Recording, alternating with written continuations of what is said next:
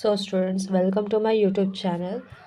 जैसा कि आपको पता है कि बोर्ड के पेपर्स नियर बाय है, बहुत जल्द ही बोर्ड के पेपर्स आने वाले हैं। तो क्विक रिविजन्स के लिए कुछ सीरीज़ लॉन्च की है मैंने। बायोलॉजी के चैप्टर नंबर 1 से हम स्टार्टिंग करते हैं। हम स्टार्ट करते हैं आज बायोलॉजी का chapter number 1, sexual reproduction in flowering plants. Sexual reproduction in flowering plants में सबसे पहले आपको दिया गया है स्ट्रक्चर में आप लोग को फ्लावर का पार्ट्स याद ही होगा।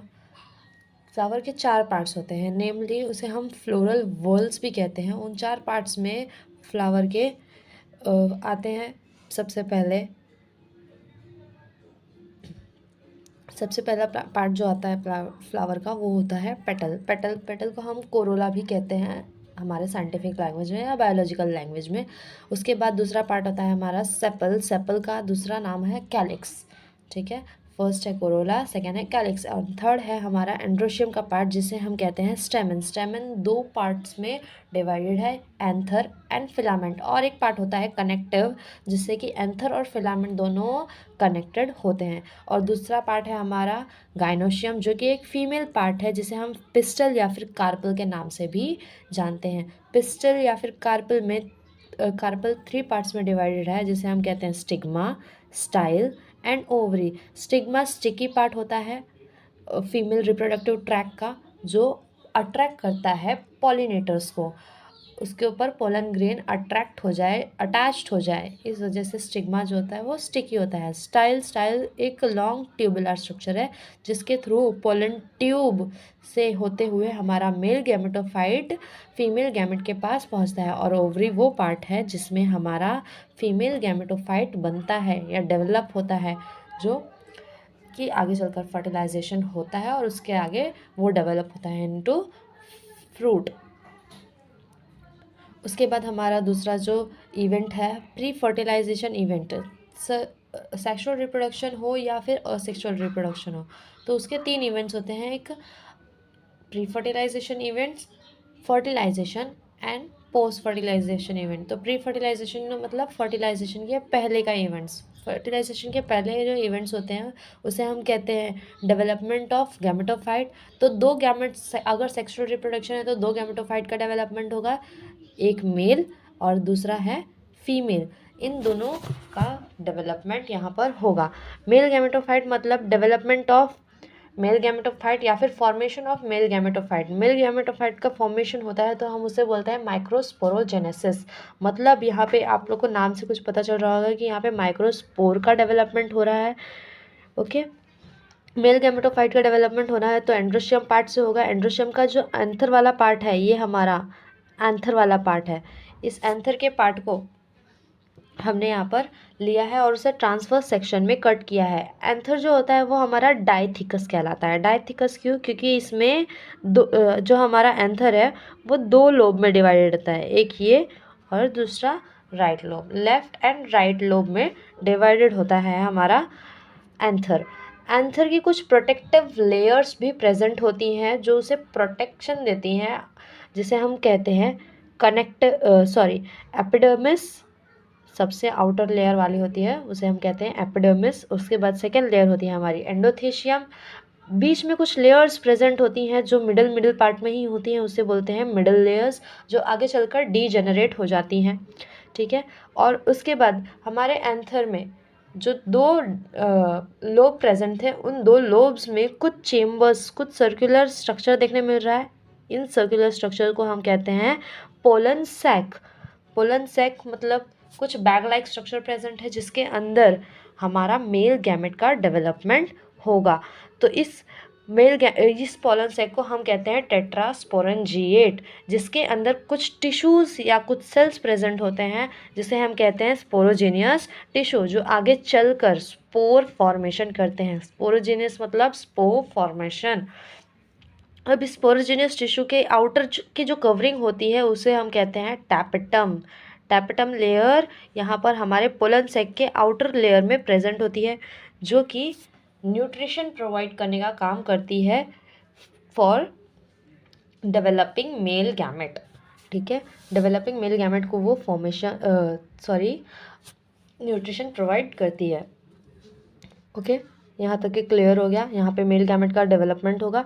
अब यहाँ पे हमारा एक सेकेंड डायग्राम दिया हुआ है। ये डायग्राम है फॉर्मेशन ऑफ मेल गैमेटोफाइट। यहाँ पे फॉर्मेशन हो रहा है मेल गैमेटोफाइट का। ये जो पोलन सैक है इसके अंदर जो स्पोरोजिनस टिश्यू प्रेजेंट है, ये स्पोरोजिनस टिश्यू आगे चलकर मियोसिस माइटोसिस करते हैं और ये डेवलप करते हैं इनटू टेट्राड। टेट्राड बन जाता है तो बहुत सारे माइक्रोस्पोर्स सेल्स बन जाते हैं। माइक्रोस्पोर मदर सेल के नाम से हम जिसे जानते हैं। अब माइक्रोस्पोर मदर सेल जब डिवाइड करेंगे मियोसिस, मिडल लेयर, इन दोनों के बीच में जो लेयर प्रेजेंट है मिडल लेयर, वो मिडल लेयर आगे चलकर डीजेनरेट हो जाती है और इस जो स्पोरोजिनस टिश्यू है वो अगर टेट्राड में फॉर्मेशन होता है, मेल गैमेट या माइक्रोस्पोर मदर सेल में फॉर्मेशन होने लगता है, तो ये सेल्स यहाँ की आउटर लेयर जो है वो आउटर लेयर ब्रेक हो जाती है, जिसे हम कहते हैं देहीसेंस। ये रही, आप लोग देख सकते हैं यहाँ पर ये लेयर क्या हुई, यहाँ पे ब्रेक डाउन हो गई और जिसकी वजह से यहाँ से जो माइक्रोस्पोर मदर सेल्स है, एमएमसी भी कहा जाता है इन शॉर्ट, तो वो माइक्रोस्पोर मदर सेल यहाँ से रिलीज आउट हो जाते हैं in the form of pollen grains. हम उसे पोलन ग्रेन भी कह सकते हैं। तो यहाँ पर हमने देख लिया डेवलपमेंट ऑफ मेल गैमेटोफाइट, मतलब मेल गैमेट का डेवलपमेंट हो गया है। तो अब हम चलते हैं हमारे फीमेल गैमेट के पास, फीमेल गैमेटोफाइट का डेवलपमेंट देखते हैं। ओके, आते हैं हमारे दूसरे स्ट्रक्चर में। दूसरा स्ट्रक्चर है हमारा, दूसरा टॉपिक है female gametophyte. Development of female gametophyte को हम बोलते हैं मेगास्पोरोजेनेसिस। एक दूसरा नाम है जिसे हम कहते हैं मेगास्पोरोजेनेसिस। मेगास्पोरोजेनेसिस में हमारे फीमेल गैमेट का डेवलपमेंट होगा। फीमेल गैमेट को हम एग सेल भी कहते हैं। ये हमारा फीमेल रिप्रोडक्टिव पार्ट, जिसमें ऊपर का पार्ट है स्टिग्मा, ट्यूबुलर स्ट्रक्चर है जिसको हम कहते हैं स्टाइल, और नीचे वाला पार्ट है हमारा ओवरी। ओवरी के नीचे आपको एक थैलेमस वाला पार्ट दिख रहा है। थैलेमस वो पार्ट है जो हमारे फ्लावर को सपोर्ट देता है, जिसके ऊपर हमारा फ्लावर बैठता है, आप ऐसा कह सकते हैं। ठीक है, तो वो हमारा सपोर्टिंग सिस्टम होता है फ्लावर का, जिसके ऊपर हमारी ओवरी लगी होती है, ओवरी को सपोर्ट मिलता है। तो ओवरी के अंदर एक स्ट्रक्चर प्रेजेंट होता है जिसे हम कहते हैं ओव्यूल। ये रहा हमारा ओव्यूल, ये ओव्यूल का स्ट्रक्चर है। ओव्यूल के स्ट्रक्चर में कई सारी चीज़ें देखने मिलती है, जैसे कि यहाँ पर हम अभी देख पा रहे हैं ओव्यूल। ओव्यूल में हमारा एक पार्ट है फ्यूनिकल। फ्यूनिकल वो लोअर पार्ट है जिसके ऊपर हमारा ओव्यूल अटैच्ड होता है, वहाँ पर फ्यूनिकल। उसके बाद दूसरा आता है हमारा हाइलम। हाइलम वो पॉइंट है जहाँ पर हमारा फ्यूनिकल और ओव्यूल दोनों अटैच होते हैं, उसे बोलते हैं हम हाइलम। उसके बाद आपको देखने मिल रहे होंगे आउटर इंटीग्यूमेंट और इंटर इंटीग्यूमेंट। ये आउटर एंड इनर इंटीग्यूमेंट्स, ये दोनों कुछ सेल्स की लेयर है जो ओव्यूल के आउटर मेम्ब्रेन में प्रेजेंट होती हैं। इन्हें हम टुगेदर इंटीग्यूमेंट्स भी बोल सकते हैं। एक है माइक्रोपाइल एंड। माइक्रोपाइल एंड वो जगह है जहाँ पर इंटीग्यूमेंट्स प्रेजेंट नहीं होते हैं, ओपन एंड प्रेजेंट होता है, ताकि अगर मेल गैमेट यहाँ से आ रहा है तो वो मेल गैमेट माइक्रोपाइल एंड के थ्रू इजीली फीमेल गैमेट के पास पहुँच सके, इसलिए यहाँ पर एक एंड दी गई है जिसे हम कहते हैं माइक्रोपाइल एंड। माइक्रोपाइल के जस्ट ऑपोजिट एक एंड होती है जिसे हम कहते हैं चलाजा।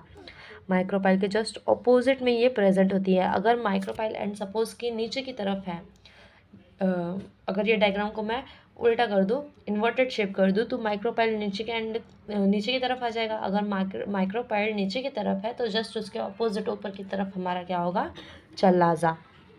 उसके बाद आपको देखने मिल रहा है एक एम्ब्रियोसेक। एम्ब्रियोसेक ये जो स्ट्रक्चर दिया गया है अंदर की तरफ, ये है हमारा एम्ब्रियोसेक। इसी एम्ब्रियोसेक के अंदर हमारा फीमेल गैमेट प्रोड्यूस होगा, फॉर्मेशन होगा फीमेल गैमेट का। और इसके बाहर हमें कुछ न्यूसेलस नाम का टिश्यू दिखने मिल रहा है। न्यूसेलस सेल्स भी बोल सकते हैं या फिर न्यूसेलस टिश्यू, जो हमारे एम्ब्रियोसेक के आउटर लेयर में प्रेजेंट होंगी यहाँ पर। ठीक है, ये लेयर जो हमारी है वो न्यूसेलस की लेयर है। इन्हीं न्यूसेलस की लेयर से आगे चलकर फॉर्मेशन हुआ था एम्ब्रियोसेक का, और एम्ब्रियोसेक के अंदर फॉर्मेशन हुआ था गैमेट का, फीमेल गैमेट का या फिर फीमेल एग सेल का। ओके, यहाँ पर हमारा मेगास्पोरोजेनेसिस वाला टॉपिक क्लियर होता है। अब हम आते हैं हमारे दूसरे टॉपिक की तरफ। इसे मैं रफ कर देती हूँ। उसके बाद हमारा अब गैमेट तो प्रोड्यूस हो गया है, गैमेट को अब एक्सचेंज करवाना पड़ेगा, मेल गैमेट को फीमेल गैमेट के पास पहुंचाना पड़ेगा। तो हमारे पास दो तरह के फ्लावर्स होते हैं, एक बाइसेक्सुअल और एक यूनिसेक्सुअल। बाइसेक्सुअल फ्लावर वो होता है जिसके अंदर मेल पार्ट और फीमेल पार्ट दोनों प्रेजेंट होता है सेम फ्लावर के अंदर, उस प्लांट्स को हम बोलते हैं बाइसेक्सुअल फ्लावर। और एक होता है यूनिसेक्सुअल फ्लावर। यूनिसेक्सुअल फ्लावर को का मतलब होता है one flower one sex organ, मतलब एक ही फ्लावर में एक ही रिप्रोडक्टिव ऑर्गन प्रेजेंट होगा, आइदर मेल आइदर फीमेल। ठीक है, तो अगर सिर्फ मेल गैमेट है एक फ्लावर के पास, अगर वो फ्लावर यूनिसेक्सुअल है तो उसको फीमेल गैमेट की ज़रूरत पड़ेगी, मतलब हमें मेल गैमेट को कहाँ लेके जाना पड़ेगा, फीमेल गैमेट के पास। तो चलो लेकर चलते हैं फीमेल गैमेट के पास हम। तो उस मेथड को हम बोलते हैं पॉलिनेशन। पॉलिनेशन का मतलब क्या होता है, एंथर को या फिर मेल गैमेट को फीमेल गैमेट के पास ट्रांसफ़र करना, मतलब एंथर को स्टिग्मा के पास ट्रांसफ़र करना। तो इसके 3 टाइप्स हैं, एक होता है ऑटोगैमी, एक जिटनोगैमी और एक जीनोगैमी। ऑटोगैमी, ऑटो का मतलब सेल्फ, गैमी का मतलब गैमेट। ऑटो मतलब यहाँ पे सेल्फ गैमेट आएगा। पोलन ट्रांसफ़र होगा from anther to stigma of the same flower, मतलब हमारा यहाँ पे सेम प्लांट होगा प्लस सेम फ्लावर भी होगा। टाइप्स, टाइप्स में हमारा दूसरा जो टाइप्स है वो है जिटनोगैमी। जिटनोगैमी क्या है, जिसमें हमारा पोलन ग्रेन ट्रांसफ़र होगा from anther to stigma of another flower of the same plant. Plant same है बट फ्लावर डिफरेंट है। जिटनोगैमी को आप इजीली याद करना चाहो तो इजीली भी याद कर सकते हो, same plant different flower. Autogamy का same flower same plant, different flower same plant. Xenogamy के लिए, जीनोगैमी का transfer of anther from to stigma of a different plants. यहाँ पर देख पा रहे हो आप लोग, यहाँ पे प्लांट ही डिफरेंट हो गया है। अब हम डिफरेंट फ्लावर को डिफरेंट वाले प्लांट के फ्लावर में लाना पड़ेगा गैमेट को पॉलिनेट करवाने के लिए, फर्टिलाइजेशन करवाने के लिए। ओके, अभी ये इन दोनों को हम सेल्फ पॉलिनेटिंग भी कहते हैं। सेल्फ पॉलिनेशन ऑटोगैमी और जिटनोगैमी, क्योंकि ये विद इन सेम प्लांट हो रहा है। फ्लावर्स हो सकता है डिफरेंट हो बट हो रहा है ये सेम प्लांट में। लेकिन जीनोगैमी जो है हमारा वो क्रॉस पॉलिनेशन है। क्रॉस पॉलिनेशन क्यों, क्योंकि हमारा यहाँ पे फ्लावर ही डिफरेंट है, उस फ्लावर के अलावा यहाँ पर हमारा प्लांट भी डिफरेंट है। ओके, अब ये पॉलिनेशन तो 3 टाइप्स के होते हैं, ये तो हमने देखा, बट ये पॉलिनेशन होगा कैसे। मेल एंथर के पास तो पैर है नहीं कि वो खुद से चल कर आएगा, तो हमें उसे एंथर को पहुंचाना पड़ेगा फीमेल गैमेट के पास, क्योंकि वो खुद नहीं आ सकता। तो उसको ट्रांसफ़र करने का काम या तो हम लिविंग ऑर्गेनिजम्स कर सकते हैं या फिर नॉन लिविंग ऑर्गेनिजम्स कर सकते हैं। वो नॉन लिविंग ऑर्गेनिजम्स के थ्रू हो सकता है चल कर चले जाए, जैसे कि नॉन लिविंग में आते हैं हमारे विंड और वाटर। तो जिसके थ्रू अगर वो एक जगह से दूसरी जगह पे ट्रांसफ़र कर रहा है, जैसे हम अपना एग्जांपल ले सकते हैं ह्यूमन बीइंग का। अगर हमें कहीं जाना हो तो हम गाड़ी में बैठ कर जाते हैं, तो वो गाड़ी क्या हुई हमारे लिए, उसके थ्रू हम जा रहे हैं। हम पैदल पैदल नहीं जा सकते, काफ़ी ज़्यादा दूर जाना है तो हम पैदल पैदल नहीं जा सकते, तो हम उसके लिए वहाँ पे क्या लेते हैं, गाड़ी बुक करते हैं। तो गाड़ी के थ्रू हम जा रहे हैं, तो इस ऐसे ही हमारा पोलन ग्रेन जो है वो खुद नहीं जा सकता है फीमेल गैमेट के पास पॉलिनेशन करने के लिए या फिर फर्टिलाइजेशन करने के लिए, तो हमें उसे पहुंचाना पड़ता है। तो पहुंचाने के लिए जो भी चीज़ों का इस्तेमाल किया जाएगा, चाहे वो लिविंग ऑर्गेनिज्म हो चाहे वो नॉन लिविंग ऑर्गेनिज्म हो, हम उसे कहते हैं एजेंसीज। एजेंसीज में 2 टाइप आते हैं, एक होता है अबायोटिक। अबायोटिक मतलब होता है नॉन लिविंग ऑर्गेनिजम्स, और बायोटिक का मतलब होता है लिविंग ऑर्गेनिजम्स के थ्रू। तो 2 तरह से हमारा यहाँ पे पॉलिनेशन हो रहा है, एक अबायोटिक कंपोनेंट्स के थ्रू और एक बायोटिक कंपोनेंट्स के थ्रू। अबायोटिक कंपोनेंट्स में आएंगे हमारे विंड और वाटर। विंड को हम साइंटिफिक लैंग्वेज में कहते हैं एनिमोफिली। विंड पॉलिनेशन अगर होता है, अगर हवा के थ्रू पोलन ग्रेन ट्रांसफ़र हो रहे हैं टू फीमेल पार्ट, तो हम उसे कहते हैं एनिमोफिली या फिर विंड पॉलिनेशन। और दूसरा है हमारा हाइड्रोफिली, मतलब वाटर के थ्रू ट्रांसफ़र होगा, वाटर में तैरते हुए हमारा पोलन ग्रेन जाएगा फीमेल गैमेट के पास और वहाँ पर जाके वो फर्टिलाइजेशन करेगा। इसके एग्जांपल्स भी दिए हुए हैं विंड के, ग्रासेस, और वाटर के दिया है वेलिस्नेरिया एंड हाइड्रिला। वाटर वाला, हाइड्रोफिली वाला ज़्यादा इंपॉर्टेंट है क्योंकि एग्जाम में इससे रिलेटेड क्वेश्चंस पूछे जाते हैं। उसके बाद हमारा बायोटिक कंपोनेंट्स में आता है, बायोटिक मतलब लिविंग ऑर्गेनिजम्स, मतलब यहाँ पे लिविंग ऑर्गेनिजम्स आएंगे। जो लिविंग ऑर्गेनिजम्स क्या करेंगी, पॉलिनेशन करवाएंगी। जैसे कि फॉर एग्जांपल हमारा इंसेक्ट्स, अगर इंसेक्ट्स के थ्रू पॉलिनेशन हो रहा है तो हम उसे बोलते हैं एंटोमोफिली। और दूसरा है हमारा बर्ड्स, अगर बर्ड्स के थ्रू पॉलिनेशन होता है तो हम बोलते हैं उसे ऑर्निथोफिली। इंसेक्ट्स के थ्रू अगर हो रहा है तो उसका एग्जाम्पल दिया है यूका, और बर्ड्स के थ्रू एग्जाम्पल दिया गया है डे लिलीज का। ओके, तो हमारा यहाँ पे पॉलिनेशन वाला टॉपिक भी क्लियर होता है। उसके बाद आते हैं हम हमारे आउटब्रीडिंग डिवाइसेस पे। आउटब्रीडिंग डिवाइसेस क्या होती हैं, what is outbreeding devices? First of all, what is outbreeding, what is the meaning of outbreeding? तो आउटब्रीडिंग का मतलब होता है क्रॉस पॉलिनेशन बोल सकते हैं, मतलब खुद की ब्रीड से हटकर बाहर दूसरे प्लांट के साथ में पॉलिनेशन करना, खुद के प्लांट को छोड़कर दूसरे फ्लावर में दूसरे फ्लावर के गैमेट के साथ में पॉलिनेशन करना या फिर फर्टिलाइजेशन करना, उसे बोलते हैं आउटब्रीडिंग डिवाइसेस। तो ऐसी कौन कौन सी चीज़ें हैं जिसकी वजह से हम क्रॉस पॉलिनेशन को बढ़ावा दे सकते हैं? ये क्या हो रहा है, क्रॉस पॉलिनेशन। आउटब्रीडिंग का मतलब होता है क्रॉस पॉलिनेशन, और एक होता है सेल्फ पॉलिनेशन। सेल्फ पॉलिनेशन को हम कहते हैं इनब्रीडिंग। इनब्रीडिंग मतलब खुद के ही फ्लावर के खुद के ही फ्लावर के पोलन ग्रेन या फिर फीमेल पार्ट के साथ में डायरेक्टली फर्टिलाइजेशन कर लेना, उसे बोलते हैं हम सेल्फ पॉलिनेशन, उसे ही हम कहते हैं इनब्रीडिंग।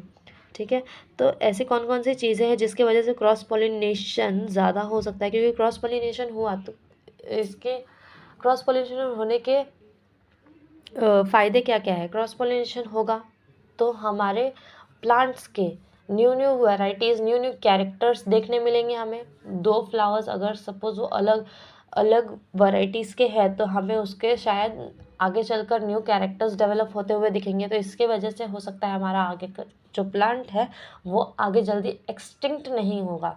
लेकिन अगर सेल्फ पॉलिनेशन होता है तो बार बार सेम कैरेक्टर्स ही डेवलप्ड होंगे, आगे आने वाली जनरेशन में हमें सेम कैरेक्टर्स ही देखने मिलेंगे, जिसके वजह से हो सकता है आगे चलकर हमें वो फ्लावर की स्पीशीज़ ख़त्म होते हुए दिखाई दे जाए, वो स्पीशीज़ ही ना बचे।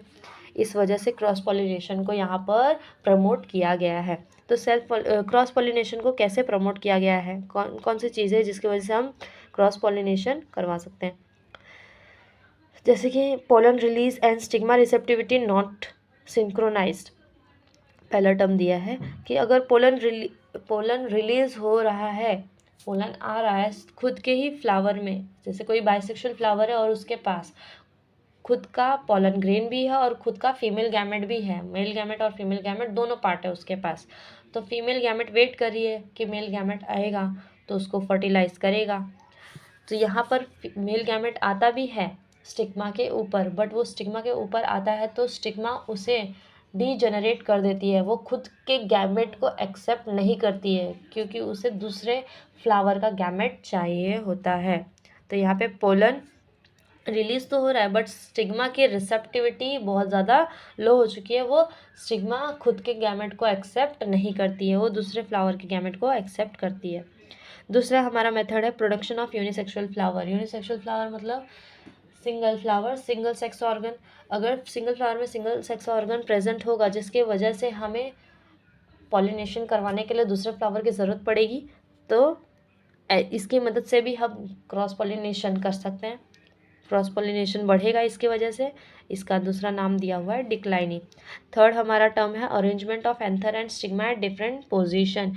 अगर हम एंथर और स्टिग्मा दोनों की पोजीशन चेंज कर दें, सपोज अगर एंथर ऊपर हो गया और स्टिग्मा नीचे की तरफ हो गया, तो अगर वो नीचे की तरफ आ भी रहा है तो वो हो सकता है हवा की वजह से उड़ जाए, जिसकी वजह से पूरा का पूरा पोलन ग्रेन तो नहीं आएगा। और अगर स्टिग्मा ऊपर है और पोलन ग्रेन नीचे है तो पोलन ग्रेन जाहिर सी बात है ऊपर की तरफ वो जाएगा नहीं छलांग मार के कि हाँ फीमेल गैमेट वहाँ पर है मैं ऊपर जा रहा हूँ उसको लेने के लिए, तो वो ऐसा नहीं कर सकता है। तो यहाँ पे हमने उसकी अरेंजमेंट ही बदल दी है, नेचर ने की है, हमने नहीं की है। नेचर ने की है, ताकि वो क्रॉस पॉलिनेशन हो सके और प्लांट्स की हमें न्यू न्यू वैरायटीज़ मिले। इसका एक दूसरा, इस टॉपिक का नाम है हेटेरोस्टाइली, जो आपकी बुक में दिया गया है। हेटेरोस्टाइली मतलब डिफरेंट पोजीशन, हेटेरो मतलब डिफरेंट, स्टाइली मतलब पोजीशन। आप लोग ऐसे करके भी याद कर सकते हो। दूसरा है हमारा सेल्फ इनकम्पैटिबिलिटी। सेल्फ इनकम्पैटिबिलिटी क्या होती है? What is self incompatibility? Self incompatibility का मतलब होता है कि हमारा फीमेल गैमेट या फिर मेल गैमेट खुद इनकम्पैटिबल है, वो आगे चलकर फर्टिलाइजेशन नहीं कर सकता। आप लोग ऐसे भी कर सकते हो कि जैसे हमारे ह्यूमन बीइंग का एग्जांपल ले सकते हो आप लोग। जब मेल और फीमेल शादी करते हैं तो वो दोनों आगे चलकर कुछ टाइम तो साथ में रहते हैं, लेकिन आगे चलकर उन्हें लगता है कि वो दोनों शायद एक दूसरे के लिए नहीं बने, वो दोनों एक दूसरे को बेहतर तरीके से नहीं समझ पाते, जिसकी वजह से उनका डिवोर्स हो जाता है।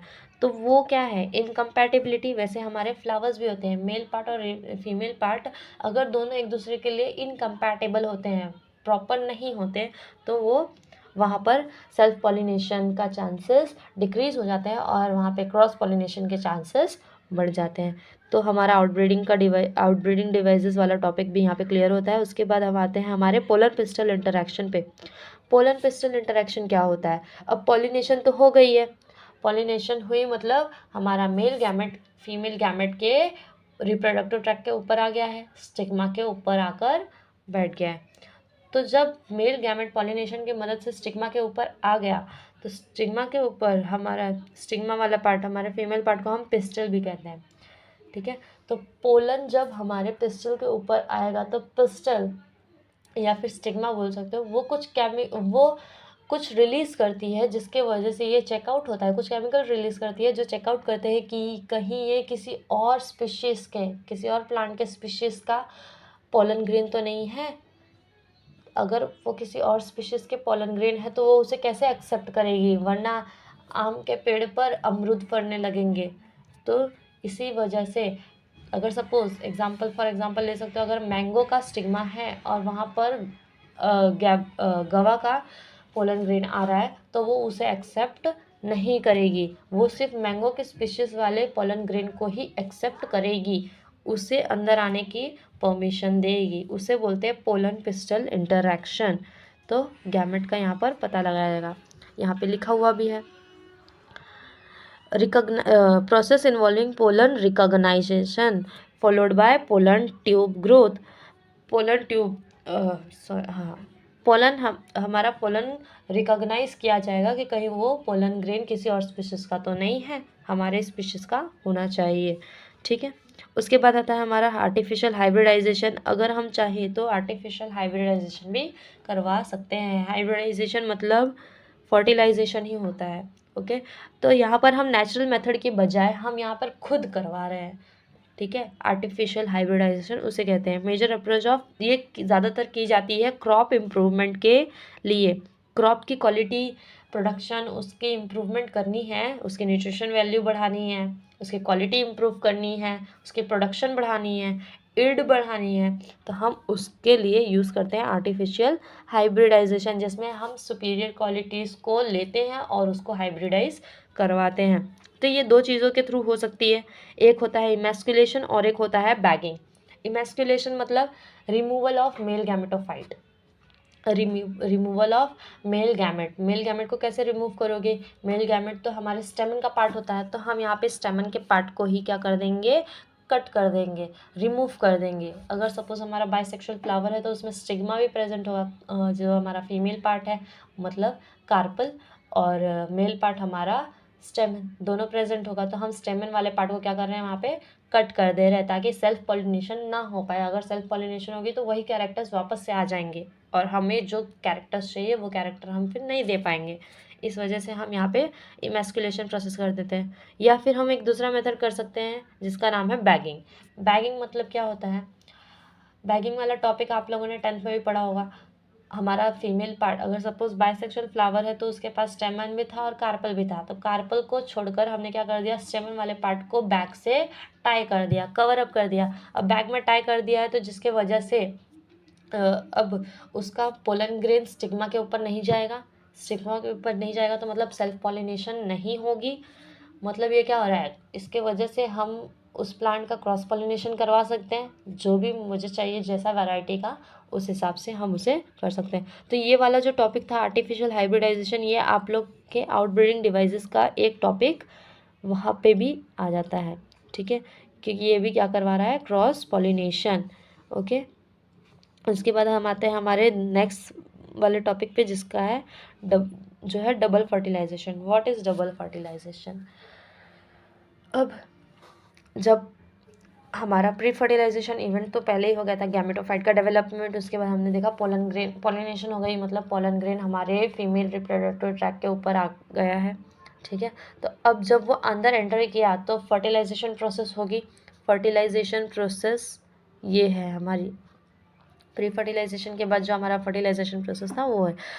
अब इसमें लिखा है double fertilization. What is double fertilization? ये बहुत ही इंपॉर्टेंट टॉपिक है बोर्ड के पॉइंट ऑफ व्यू से, क्योंकि ये एग्जाम में आते हैं क्वेश्चंस, ठीक है।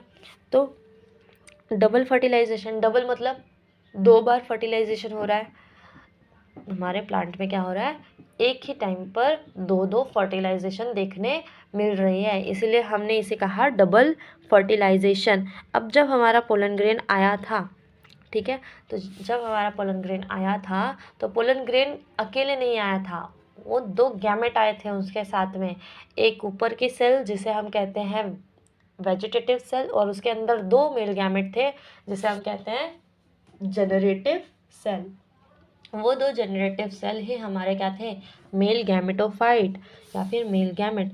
मेल गैमेट आने के लिए वो उन्होंने क्या बनाई थी, वहाँ से स्टिग्मा के ऊपर से पोलन ट्यूब। पोलन ट्यूब ने क्या किया, फीमेल गैमेटोफाइट, ये हमारा एम्ब्रियो सेक का स्ट्रक्चर है। ये जो स्ट्रक्चर दिया गया है ये हमारे एम्ब्रियो सेक का स्ट्रक्चर है। इस स्ट्रक्चर के अंदर, स्ट्रक्चर के बाहर ऐसा कुछ ओव्यूल था, इंटीग्यूमेंट्स वगैरह थे। तो जैसे ही हमारे मेल गैमेटोफाइट अंदर की तरफ यहाँ पे ऐसे पोलन ट्यूब का स्ट्रक्चर बनाएंगे और इसके अंदर हमारे मेल गैमेटोफाइट रहेंगे 2।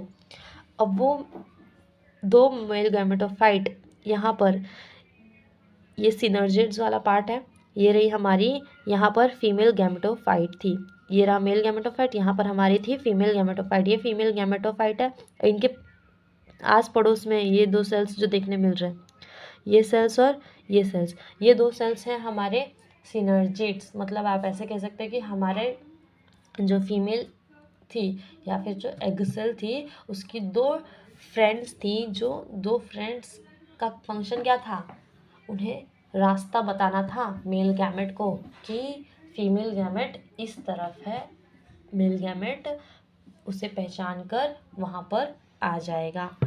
इसलिए वहाँ पर उनके 2 फ्रेंड्स थी जिसका नाम था सिनर्जिड्स। ये सिनर्जिड्स आगे फर्टिलाइजेशन के बाद डीजनरेट होती हैं, फर्टिलाइजेशन के पहले तक ये फीमेल एग सेल के साथ ही रहती है।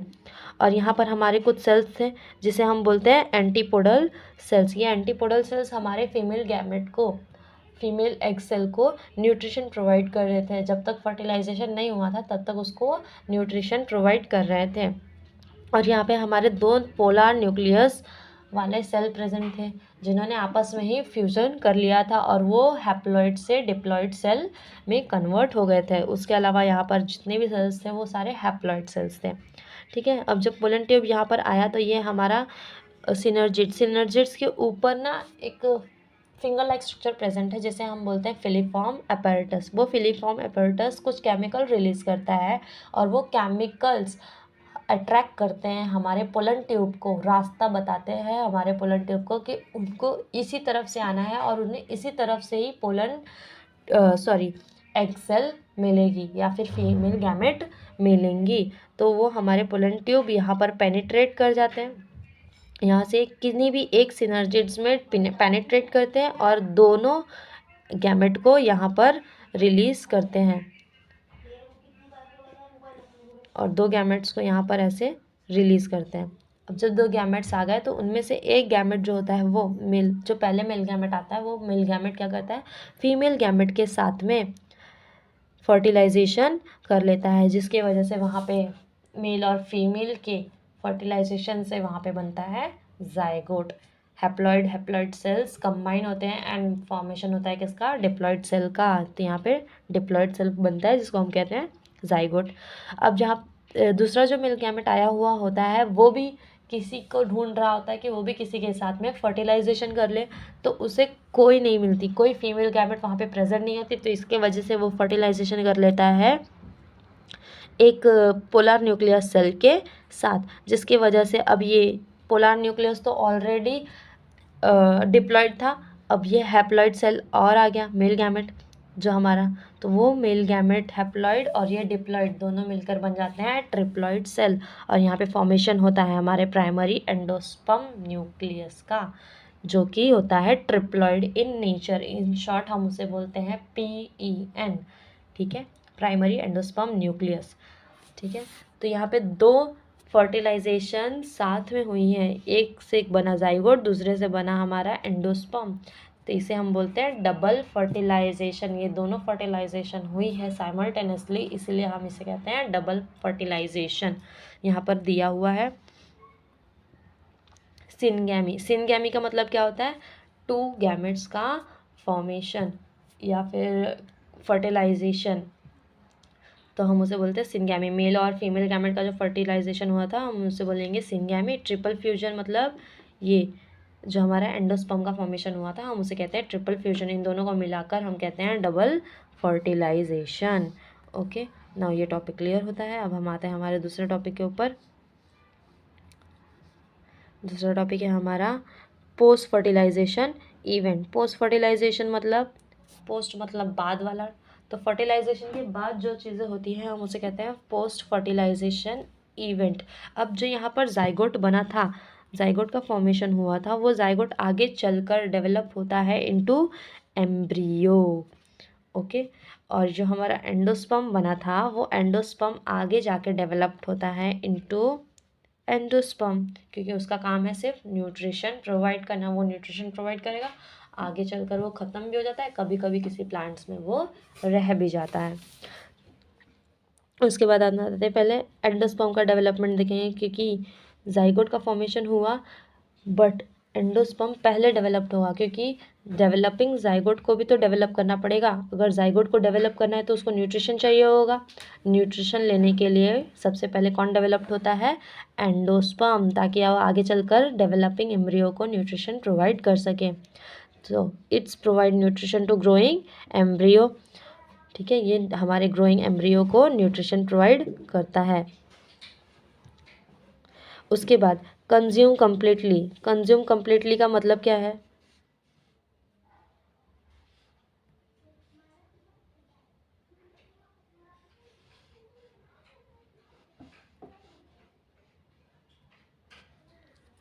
हाँ, तो डेवलपमेंट ऑफ एंडोस्पर्म, ये हमारे जो एंडोस्पर्म डेवलप होता है वो प्रोवाइड करता है न्यूट्रिशन हमारे ग्रोइंग एम्ब्रियो को।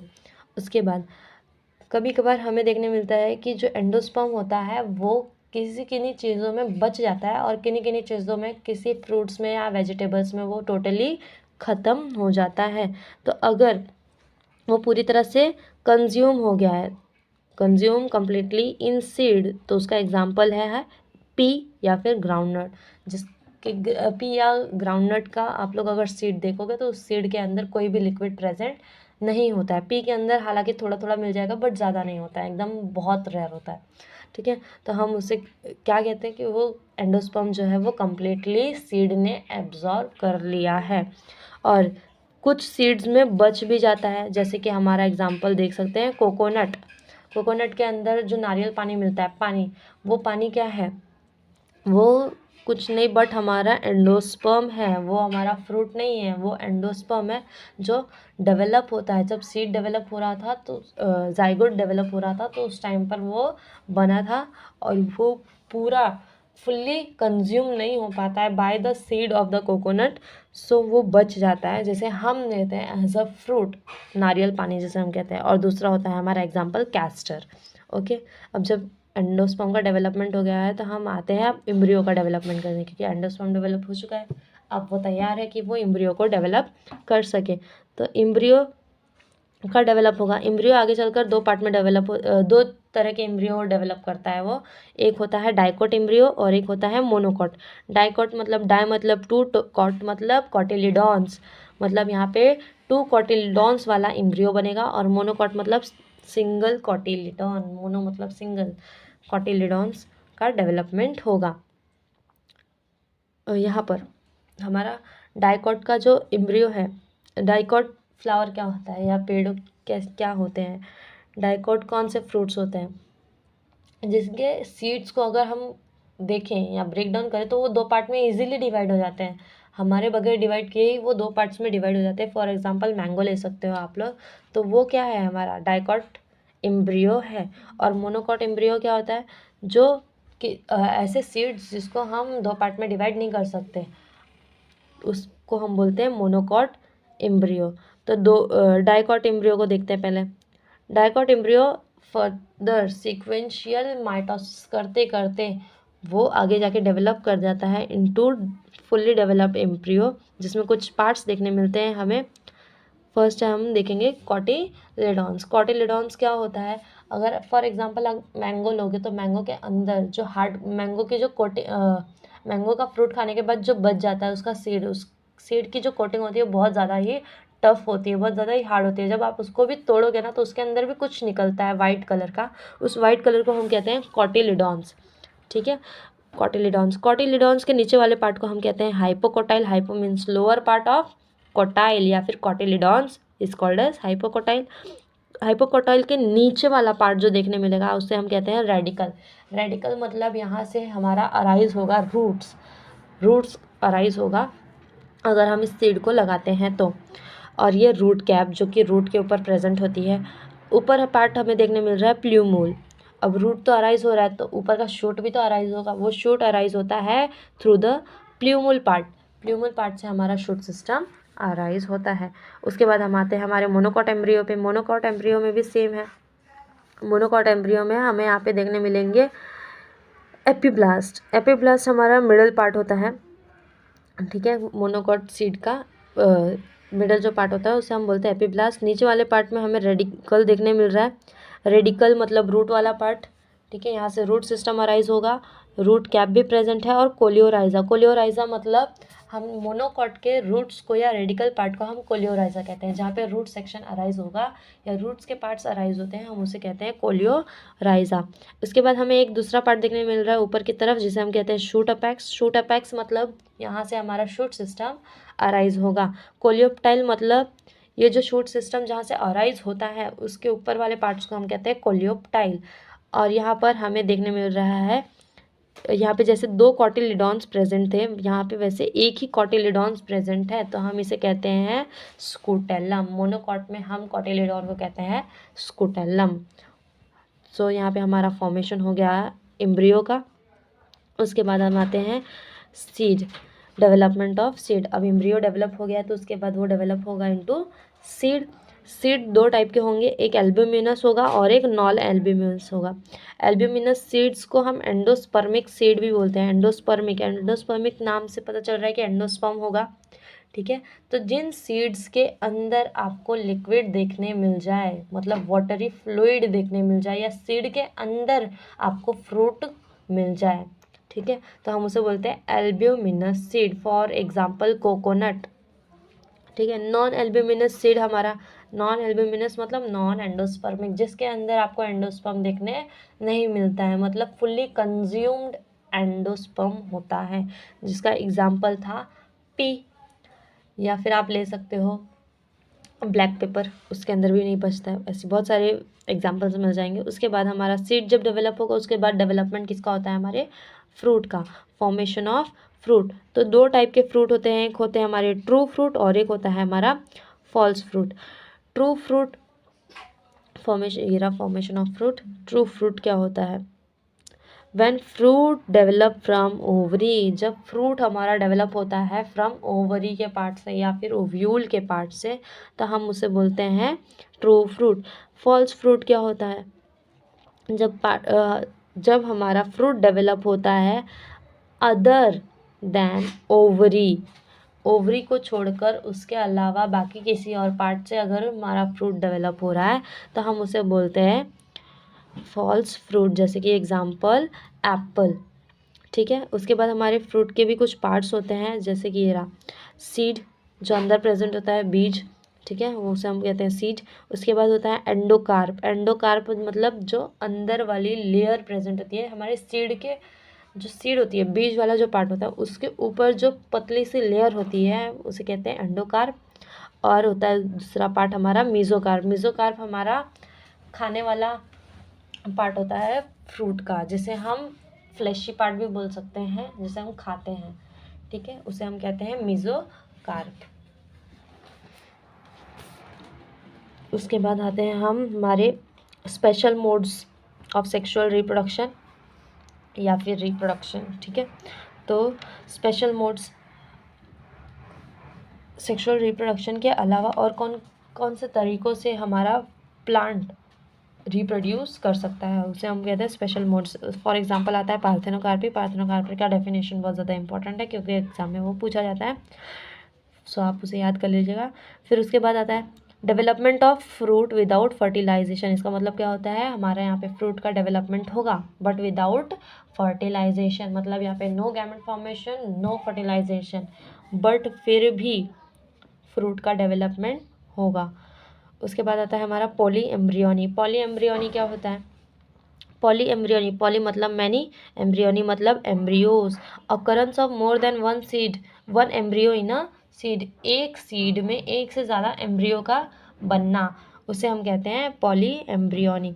उसके बाद एपोमिक्सिस। एपोमिक्सिस क्या होती है, production of seed without fertilization, same as parthenocarpy. इसका भी डेफिनेशन जो है वो सेम है एज पार्थेनोकार्पी। यहाँ पर भी and fruit formation. Seed disposal क्या होता है, seed disposal help the species to colonise in other area. Seed disposal की मदद से यहाँ पे क्या हो रहा है, यहाँ पे अगर प्लांट्स में फ्रूट फॉर्मेशन हो रहा है तो अगर वो फ्रूट्स कहीं पे भी चले जाते हैं और उसके सीड्स अगर हम कहीं पे भी फेंक दें तो वहाँ पर उसके सीड्स या फिर न्यू प्लांट ग्रो कर जाते हैं, उसको बोलते हैं हम सीड डिस्पोजल। मतलब मूवमेंट ऑफ सीड या फिर transfer of seed from another area so that they can grow. ठीक है, तो वहाँ पर भी हमें उसकी न्यू वैरायटीज़ या न्यू स्पीशीज़ देखने मिलेंगी, न्यू प्लांट्स देखने मिलेंगे, उसे हम कहते हैं सीड डिस्पोजल, और वहाँ पे उसका भी न्यू फ्रूट फॉर्मेशन होगा। सो हमारा यहाँ पे चैप्टर नंबर 1 का रिवीजन हो चुका है through the Oswal CBSE mind maps. इसके थ्रू हमने इजीली फर्स्ट चैप्टर को यहाँ पे कंप्लीट कर चुके हैं। नाउ हम लोग दूसरे चैप्टर के ऊपर जाएंगे, नेक्स्ट लेक्चर में हम लोग दूसरा चैप्टर करेंगे। ठीक है।